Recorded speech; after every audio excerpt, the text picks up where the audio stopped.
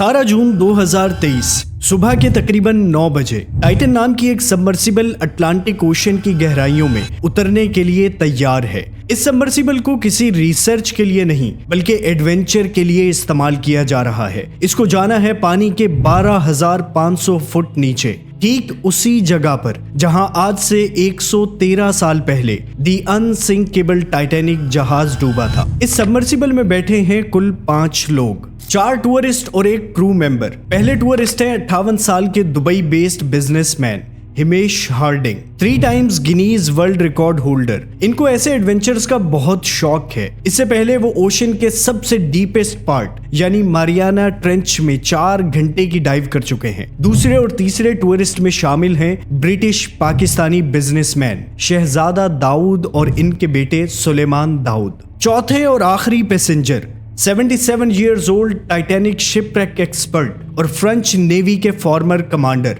पाउल Henry निर्गोले हैं। ये इससे पहले भी इस तरह की कई एक्सपीडिशंस कर चुके हैं टाइटैनिक के मलबे को स्टडी करने के लिए। जबकि क्रू मेंबर्स में इस एडवेंचर टूर को करवाने वाली कंपनी ओशन गेट के सीईओ स्टॉकटन रश और इस टाइटन सबमर्सिबल को आज यही चलाएंगे। इस शख्स को याद रखिएगा, पूरी कहानी में इनका बहुत इंपॉर्टेंट रोल है। इस सबमर्सिबल में बैठे लोगों के लिए ये एक बहुत ही महंगा और एक्साइटिंग एडवेंचर है। हर शख्स ने तकरीबन 7 करोड़ रुपए खर्च किए हैं अपनी आंखों से टाइटैनिक के मलबे को देखने के लिए। फाइनली न्यू फाउंडलैंड टाइम के मुताबिक 9:18 पर टाइटन सबमर्सिबल को पानी में उतारा जाता है। इसे तकरीबन 2.5 घंटे लगेंगे 12,500 फुट की डेप्थ तक पहुंचने में। हर 15 मिनट के इंटरवल से ये सबमर्सिबल एक सिग्नल भेजती है समंदर के ऊपर मौजूद अपनी मदरशिप को, जिसका नाम है पोलर प्रिंस। अब क्योंकि पानी के अंदर इतनी गहराई में जीपीएस काम नहीं करता तो कम्युनिकेशन के लिए इस्तेमाल किया जा रहा है सोनार बेस्ड मॉडेम। ये 1 वे कम्युनिकेशन सिस्टम है और इसके अलावा किसी और तरीके से बाहर की दुनिया से कांटेक्ट करने का कोई रास्ता नहीं है। पानी के अंदर जाते हुए इस सबमर्सिबल को तकरीबन 1.5 घंटा हो चुका था और सारी चीजें बिल्कुल ठीक चल रही थी कि अचानक से 10:47 पर टाइटन सबमर्सिबल का अपनी मदरशिप यानी पोलर प्रिंस से राब्ता टूट जाता है। शिप पर मौजूद क्रू मेंबर्स बार बार कांटेक्ट करने की कोशिश करते हैं और शाम 4:30 बजे तक टाइटन सबमर्सिबल से कोई कांटेक्ट नहीं होता। ये वो वक्त था जब इसे अपना टूर खत्म करके वापस ऊपर आ जाना चाहिए था, लेकिन इसका कोई नामो निशान नहीं था। कुछ घंटे मजीद इंतजार करने के बाद शाम 7:10 पर पोलर प्रिंस पर मौजूद टीम यूएस पोस्ट गार्ड्स को इन्फॉर्म करती है और यहां से शुरू होता है एक international search and rescue operation. 4 दिन तक चलने वाले इस सर्च ऑपरेशन में शिप्स और एडवांस्ड रोबोट व्हीकल्स तक समंदर में उतारे गए और यही वो वक्त था जब पूरी दुनिया की नजरें इस मिशन पर जम गई। हर किसी के जहन में सिर्फ एक ही सवाल था कि आखिर इन 5 लोगों के साथ समंदर की गहराइयों में क्या हुआ। आइए समझते हैं इस पूरी कहानी को। Killing Ocean Gate CEO Stockton Rush and 4 others. Well, that it was futile, hoping against hope that I was wrong.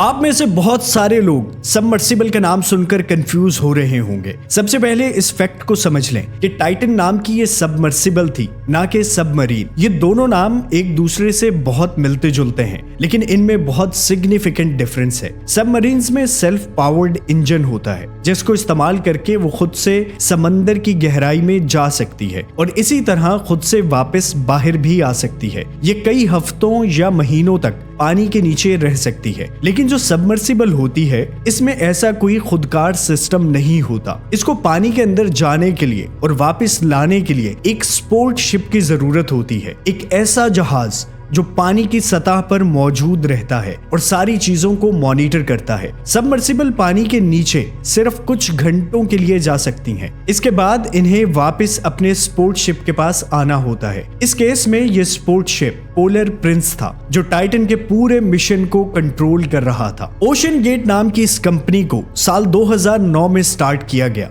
इस कंपनी को बनाने का असल मकसद अमीर लोगों को डीप सी एक्सपीडिशंस का एक यूनिक एक्सपीरियंस करवाना था। इन्होंने जुलाई 2021 में टाइटैनिक टूर्स ऑफर करना शुरू किए। ये इनका तीसरा टूर था। इससे पहले 2021 और 2022 में 2 सक्सेसफुल टूर्स करवा चुके थे। टाइटैनिक टूर्स शुरू करवाने से पहले ये कंपनी समंदर के दूसरे हिस्सों में मौजूद शिपरेक्स को एक्सप्लोर करवाने के टूर्स करवाती थी, जैसे कि बहामास एक्सपीडिशन, जहां सबमर्सिबल को इस्तेमाल करते हुए टंग ऑफ द ओशन और ग्रेट बहामा बैंक जैसे पॉइंट्स को एक्सप्लोर करवाया जाता था। इसी तरह का एक और टूर अजूरस आइलैंड का भी ऑफर किया जाता था, जिसमें डीप सी में मौजूद हाइड्रोथर्मल वेंट्स को बहुत करीब से एक्सप्लोर कर सकते थे। इन सब एक्सपीडिशंस का पर्पस सेम था कि लोगों को डीप सी एक्सपीडिशंस का एक एक्साइटिंग और यूनिक एक्सपीरियंस दिया जाए। इस कंपनी के पास टाइटन सबमर्सिबल के अलावा 2 और सबमर्सिबल्स मौजूद थी, एंटीपॉड्स और साइक्लोप्स। एंटीपॉड्स 305 मीटर यानी 1000 फुट तक गहराई में जा सकती थी और साइक्लोप्स जो है वो 1640 फीट तक। लेकिन इस टाइटन को इस अंदाज में डिजाइन किया गया था कि वो 13,123 फुट तक समंदर की गहराई में बड़े आराम से जा सकती थी, जो पानी के नीचे तकरीबन 4 किलोमीटर बनते हैं। ओशन गेट के पास ये एक वाहिद सबमर्सिबल थी जो समंदर की इतनी डेप्थ में जा सकती थी, और यही वजह थी कि इसे टाइटैनिक एक्सपीडिशन के लिए इस्तेमाल किया गया। एक और इंटरेस्टिंग फैक्ट ये है कि इस सबमर्सिबल को कार्बन फाइबर और टाइटेनियम के कॉम्बिनेशन से बनाया गया था। नॉर्मली सबमर्सिबल्स प्योर मेटल से बनती हैं, लेकिन ओशन गेट का कहना था कि हम एक नई टेक्नोलॉजी यूज करेंगे। इसकी जो मेन बॉडी थी, जिसे हल कहा जाता है, वो प्योर कार्बन फाइबर की बनाई गई, जिसकी थिकनेस तकरीबन 5 इंच थी। हल के दोनों साइड्स पर आगे और पीछे डूम शेप की टाइटेनियम कैप्स लगाई गईं, ताकि स्ट्रक्चर को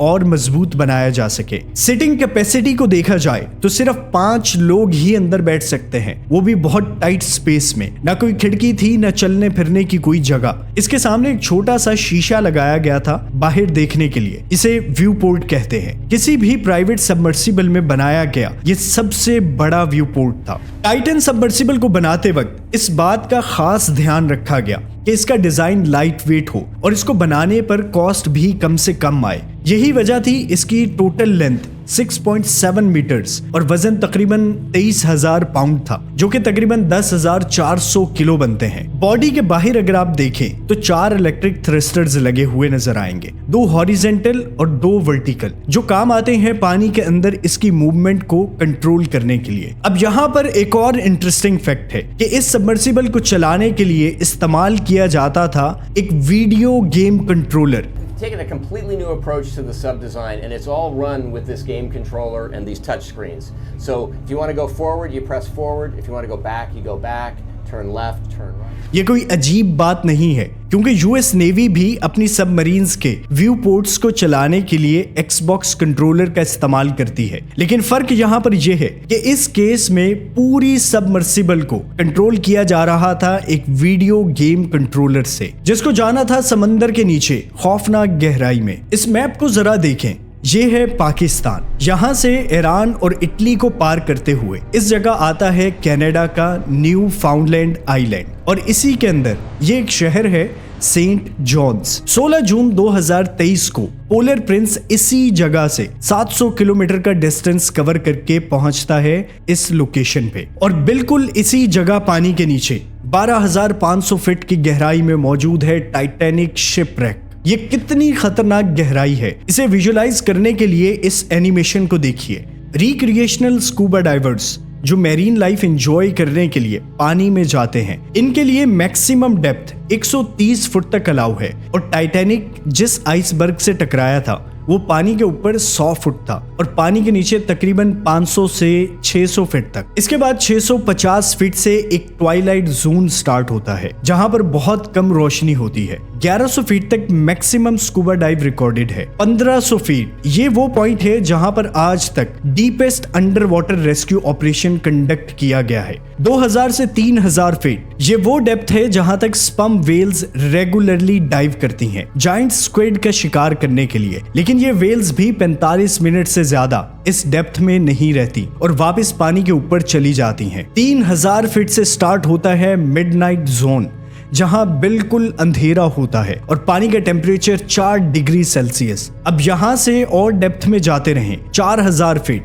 6000, 8000, 10,000 और फाइनली 12,500 फीट पर जाकर आता है ओशन फ्लोर, जहां टाइटैनिक रैक मौजूद है, जो कि 2 हिस्सों में टूटा हुआ है। पहला सामने का हिस्सा और दूसरा स्टर्न, पीछे का हिस्सा। ये दोनों एक दूसरे से तकरीबन 800 मीटर के फासले पर हैं। इस जगह पर पानी का प्रेशर 400 गुना ज्यादा है उस प्रेशर से जो सरफेस पे मौजूद होता है। और ये 5 लोग जो टाइटन सबमर्सिबल में बैठे थे, इनको एग्जैक्टली इसी जगह पर आना था। लेकिन इस सफर के 1.5 घंटे बाद 10:47 पर जब टाइटन की डेप्थ 3,346 मीटर्स यानी टाइटैनिक से सिर्फ 450 मीटर्स दूर थी, तो इसकी तरफ से पोलर प्रिंस को एक मैसेज भेजा गया, dropped 2 weights to continue descent, यानी टाइटन ने अपनी स्पीड कम करने के लिए एक्स्ट्रा वेट गिराया था। बेसिकली ये बैलेंस सिस्टम बड़े जहाजों और सबमरीन्स को स्टेबिलिटी प्रोवाइड करने के लिए भी इस्तेमाल होता है। फॉर एग्जाम्पल, सबमरीन्स के साथ कुछ टैंक्स होते हैं जिनमें पानी भरने से वजन ज्यादा होता है और ये सबमरीन्स पानी के अंदर जाना शुरू कर देती हैं और वापस ऊपर आने के लिए इन टैंक्स को खाली किया जाता है, जिससे वेट कम होता है और सबमरीन्स खुद ब खुद पानी के ऊपर आ जाती हैं। पुराने जमाने में इन वाटर टैंक्स की जगह पत्थर और सैंड बैग्स इस्तेमाल होते थे, लेकिन अब सिर्फ इन वाटर टैंक्स का इस्तेमाल किया जाता है। टाइटन सबमर्सिबल के केस में ऐसे ही कुछ एक्स्ट्रा वेट्स लगाए गए थे इसका वजन बढ़ाने के लिए, ताकि पानी के अंदर जाने में आसानी हो और जब स्पीड कम करनी हो या पानी की सतह पर वापस आना हो तो इन वेट्स को ड्रॉप करके आसानी से ऊपर आया जा सकता है। तो इन्हीं वेट्स को ड्रॉप करके टाइटन ने अपनी स्पीड कम की और साथ ही अपनी मदरशिप यानी पोलर प्रिंस को इन्फॉर्म किया, मगर टाइटन की तरफ से भेजा गया ये आखिरी मैसेज था। इसके बाद कई दफा कांटेक्ट करने के बावजूद भी कोई सिग्नल रिसीव नहीं होता। बेसिकली यहाँ पर यह अज्यूम किया गया कि शायद किसी टेक्निकल रीजन की वजह से कम्युनिकेशन नहीं हो पा रही और ये सबमर्सिबल अपने वक्त पर वापस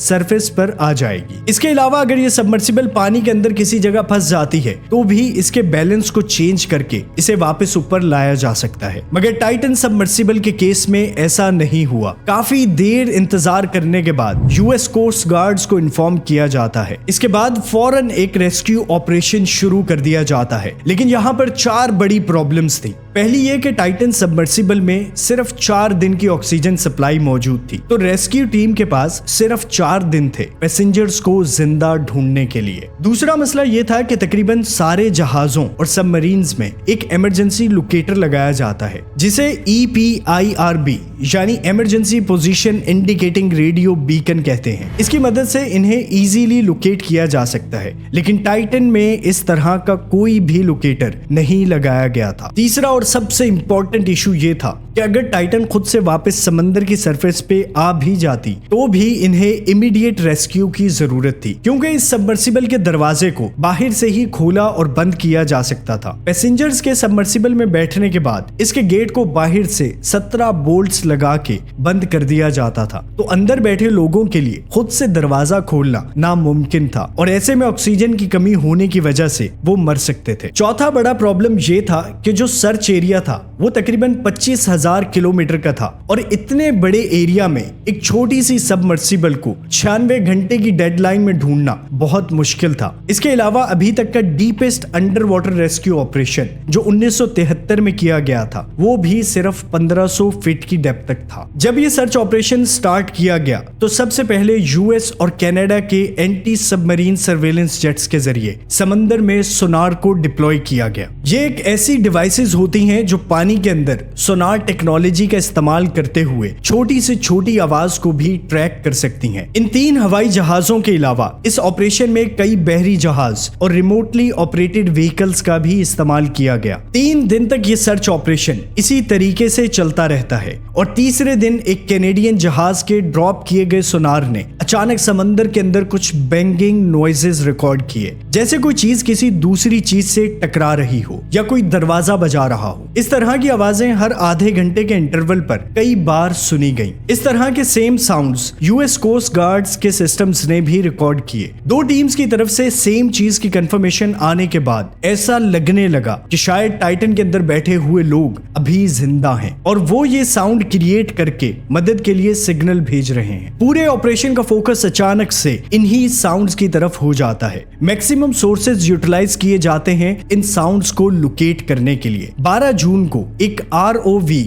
ओशन के फ्लोर पर पहुंचती है। सर्च करते हुए इसे कुछ डिब्रीज दिखाई देती हैं जो टाइटैनिक से तकरीबन 490 मीटर के फासले पर मौजूद थीं। ये वो पहला एविडेंस था जो अभी तक इस ऑपरेशन में ढूंढा गया था। इस मलबे को देखते ही ये कंफर्म हो गया कि टाइटन सबमर्सिबल बहुत बुरे तरीके से टूट चुकी है और इसके अंदर बैठे तमाम लोगों की जान जा चुकी है। सर्च ऑपरेशन फिर भी कंटिन्यू रखा जाता है और इसके पास से टूटी हुई सबमर्सिबल के मजीद 5 टुकड़े इकट्ठे किए जाते हैं जिनमें प्रेशर चैम्बर, नोज कोन और टेल कोन शामिल हैं। यूएस कोस्ट गार्ड की तरफ से एक प्रेस कॉन्फ्रेंस में बताया गया कि जो बैंगिंग नॉइजेस सर्च ऑपरेशन के दौरान उन्होंने रिकॉर्ड किए थे उनका इस सबमर्सिबल से कोई कनेक्शन नहीं था। इसके अलावा डिब्रीज मिलने के 3-4 दिन बाद कुछ ह्यूमन रिमेन्स समंदर से इकट्ठी की गई ताकि इनका DNA करके ये पता लगाया जा सके कि क्या ये वाकई इन लोगों की हैं जो इस सबमर्सिबल में बैठे थे। इस तरह की कुछ और प्रिज्यूम्ड ह्यूमन रिमेन्स को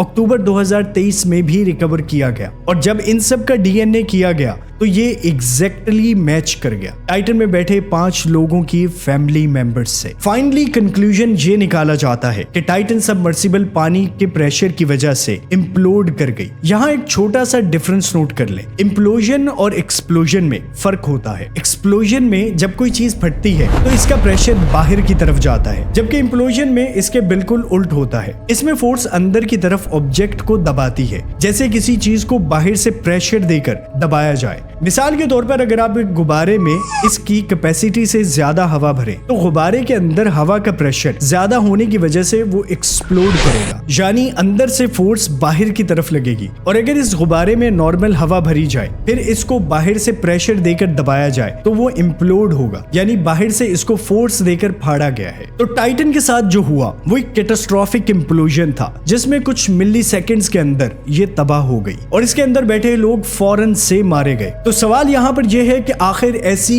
क्या रीजन थी इस खौफनाक इम्प्लोजन के पीछे। बेसिकली यहाँ पर हुआ ये कि टाइटन की जो मेन बॉडी थी वो कार्बन फाइबर से बनाई गई थी, लेकिन आमतौर पर जो सबमरीन्स और दूसरी सबमर्सिबल्स बनाई जाती हैं वो स्टील, टाइटेनियम या एल्यूमिनियम से बनती हैं। लेकिन टाइटन सबमर्सिबल में इनोवेटिव मटेरियल यूज करने के लिए कार्बन फाइबर को इस्तेमाल किया गया जो अभी एक्सपेरिमेंटल फेजेस से गुजर रहा था। समंदर के नीचे गहराई में पानी का प्रेशर बहुत ज्यादा होता है, तो ऐसी जगह पर कार्बन फाइबर की प्रॉपर्टीज किस तरह काम करेंगी इसे अभी तक सही तरीके से टेस्ट भी नहीं किया गया था। इस डिजास्टर की वजह से ऐसा लगता है कि कार्बन फाइबर एक सूटेबल मटेरियल नहीं है इतनी डेप्थ के लिए, लेकिन इन चीजों को सही से कंक्लूड तब ही किया जा सकता है जब कार्बन फाइबर पर रिगरस टेस्टिंग की जाए। इसी साल 2023 में स्टॉकटन रश ने कुछ बिलियनियर्स और सेलिब्रिटीज को टाइटैनिक की डाइव के लिए अप्रोच किया, लेकिन ज्यादातर लोगों ने इसकी ऑफर को रिजेक्ट कर दिया क्योंकि इन्हें टाइटन सबमर्सिबल के डिजाइन और सेफ्टी पर शक था और वो लोग जो इस ट्रिप में शामिल हुए इनसे लायबिलिटी वेवियर पर साइन करवाए गए जिसमें साफ साफ लिखा हुआ था ये एक एक्सपेरिमेंटल सबमर्सिबल है और किसी भी रेगुलेटरी अथॉरिटी से सर्टिफाइड नहीं है। इसमें जो मटेरियल इस्तेमाल किया गया है वो इंसानों के बैठने वाली सबमर्सिबल में अभी तक इस्तेमाल नहीं हुआ और इसमें जान जाने का खतरा भी है। ये सारी चीजें पता होने के बावजूद स्टॉकटन रश ने कमर्शियल पर्पस के लिए टाइटन सबमर्सिबल को इस्तेमाल किया जो कि बहुत ही खतरनाक साबित हुआ। इस इंसिडेंट के बाद ओशन गेट की इस रिस्की एक्सपेरिमेंट को काफी क्रिटिसाइज किया गया। रॉबर्ट बेल्ट जो कि एक ओशन एक्सप्लोरर हैं और उन्होंने 1985 में टाइटैनिक जहाज के रेक को डिस्कवर किया था। इन्होंने कहा कि हमने समंदर की गहराई में हजारों डाइव्स की हैं जिसमें मुख्तलिफ व्हीकल्स इस्तेमाल की गई अलग अलग डेप्थ के हिसाब से, लेकिन आज तक किसी भी एक व्हीकल के साथ इस तरह का कोई हादसा नहीं हुआ। Well, I didn't make that many dives. I made the first 12 that were ever made on the Titanic. and then I went back with remotely operated vehicles last. इनका कहना था कि ये पहली बार ऐसा हुआ है कि कोई सबमर्सिबल इस तरीके से इम्प्लोड कर गई हो। इसके अलावा जेम्स कैमरून जो फेमस टाइटैनिक फिल्म के डायरेक्टर हैं और 33 दफा ये खुद टाइटैनिक रैक को विटनेस कर चुके हैं। 2012 में उन्होंने डीप सी चैलेंजर नाम की एक सबमर्सिबल बनाई और इसमें बैठकर समंदर की सबसे डीपेस्ट पॉइंट मारियाना ट्रेंच को एक्सप्लोर किया, जिसकी डेप्थ तकरीबन 36,000 फीट है। इनका कहना था कि टाइटन सबमर्सिबल की कैप्स जो टाइटेनियम से बनाई गई थी वो अभी भी इंटैक्ट है। इतने बड़े इम्प्लोजन से इनको कोई नुकसान नहीं हुआ, लेकिन जो कार्बन फाइबर की मेन बॉडी थी वो कई छोटे छोटे टुकड़ों में बिखर गई। जहां पर क्रिटिसाइज करते हुए इनका कहना था कि ओशन गेट की तरफ से ये क्लियर वायलेशन है सेफ्टी रेगुलेशंस की। जनवरी 2018 में ओशन गेट के director of marine operation David Lochridge ने भी काफी सीरियस सेफ्टी कंसर्न्स उठाए थे टाइटन सबमर्सिबल के मटेरियल को देखते हुए, जिसे ओशन गेट ने फौरन से रिजेक्ट कर दिया और डेविड को जॉब से भी निकाल दिया गया। इसके बाद वो इन चीजों को लेकर कोर्ट में गए। उन्होंने कहा कि टाइटन सबमर्सिबल का एक सेफ्टी असेसमेंट टेस्ट करवाया जाए, लेकिन ओशन गेट ने ऐसा करने से मना कर दिया। उनका कहना था कि कंपनी को सेफ्टी पर इस तरह से पैसे जाया करने में कोई इंटरेस्ट नहीं है। इस लीगल बैटल का कोई कंक्लूजन नहीं निकला, क्योंकि कुछ टाइम के बाद ही डेविड और ओशन गेट के दरमियान सेटलमेंट हो गई थी। लेकिन इसके 2 महीने बाद मार्च 2018 में तकरीबन 30 से 40 लोगों ने स्टॉकटन रश को एक लेटर लिखा। इन लोगों में deep sea explorers, industry experts और इंजीनियर्स शामिल थे। इनका कहना था कि टाइटन सबमर्सिबल में एक्सपेरिमेंटल अप्रोच इस्तेमाल की गई है, जिसका ठीक तरीके से कोई क्वालिटी चेक भी नहीं हुआ और इन चीजों को इग्नोर करने की वजह से कोई खौफनाक हादसा देखने को मिल सकता है। इसके अलावा एक और deep sea exploration specialist Rob McCallum ने स्टॉकटन रश को एक मेल लिखी थी, जिसमें कहा गया था कि सेफ्टी कंसर्न्स को सीरियस लिया जाए। इस तरह बगैर सेफ्टी टेस्ट के आप खुद को और अपने क्लाइंट्स को खतरे में डाल रहे हैं। टाइटैनिक देखने के शौक में तुम दोबारा से वही रिपीट कर रहे हो। 2019 में स्मिथसोनियन मैगजीन में एक आर्टिकल छपा जिसमें ओशन गेट के सीईओ ने सेफ्टी एक्ट को क्रिटिसाइज किया था, ये कहते हुए कि US passenger vessel safety act of 1993 was needlessly prioritizing passenger safety over commercial innovation। इनके मुताबिक ये बिला वजह का एक सेफ्टी एक्ट बनाया गया था जिसकी एक्चुअली में कोई जरूरत नहीं थी। इससे पहले एक और इंटरव्यू में उन्होंने कहा था कि safety is just pure waste of time. At some point, safety just is pure waste. I mean, if you just want to be safe, don't get out of bed, don't get in your car, don't do anything. Yeah. At some point, you're going to take some risk, and it really is a risk-reward question. I said, I think I can do this just as safely by breaking the rules. इसी interview में ये एक और चीज का confession करते हुए कहते हैं, जबकि वेसल सेफ्टी एक्ट ये कहता था कि कार्बन फाइबर और टाइटेनियम का इस्तेमाल नहीं करना। जून 2019 में टाइटन सबमर्सिबल के पायलट ने एक बहुत बड़ा क्रैक आइडेंटिफाई किया था जो कार्बन फाइबर से बने इसके हल के अंदरूनी हिस्से में मौजूद था, मगर इसको सीरियस लेने की बजाय इग्नोर कर दिया गया। स्टॉकटन रश ने ये सब जानते हुए रूल तोड़ा और कार्बन फाइबर से बनी एक्सपेरिमेंटल सबमर्सिबल मॉडल को इन एक्सपीडिशन के लिए इस्तेमाल किया, जिसके नतीजे में बहुत ही खतरनाक हादसा सामने आया। इस इंसिडेंट के फौरन बाद ओशन गेट के तमाम ऑपरेशंस बंद कर दिए गए थे और कंपनी को एक बहुत बड़ी इन्वेस्टिगेशन का सामना करना पड़ा। फाइनली 5 अगस्त 2025 को यूएस कोस्ट गार्ड ने फाइनल रिपोर्ट शेयर की, जिसमें इसे प्रिवेंटल ट्रेजेडी कहा गया, यानी एक ऐसा हादसा जिसे रोका जा सकता था। रिपोर्ट में लिखा है कि ओशन गेट ने काफी सारे सेफ्टी रूल्स को इग्नोर किया और इसकी इंजीनियरिंग भी ठीक तरीके से नहीं की गई थी। इस पूरे डिजास्टर की मेन कॉज सेफ्टी प्रोटोकॉल्स की वायलेशन थी। क्या हमें इन्वेंशन और एडवेंचर के लिए इस तरह के रिस्क लेने चाहिए? आपको क्या लगता है? नीचे कमेंट्स में जरूर बताइएगा। अगर आपको ये वीडियो इन्फॉर्मेटिव लगी हो तो ऐसे ही काफी सारे इंटरेस्टिंग टॉपिक्स पे मैंने वीडियोस बनाई हैं। आप मेरे चैनल पर जाकर पूरी प्लेलिस्ट देख सकते हैं। चैनल को सब्सक्राइब कीजिए और अपना ख्याल रखिए। अल्लाह हाफिज।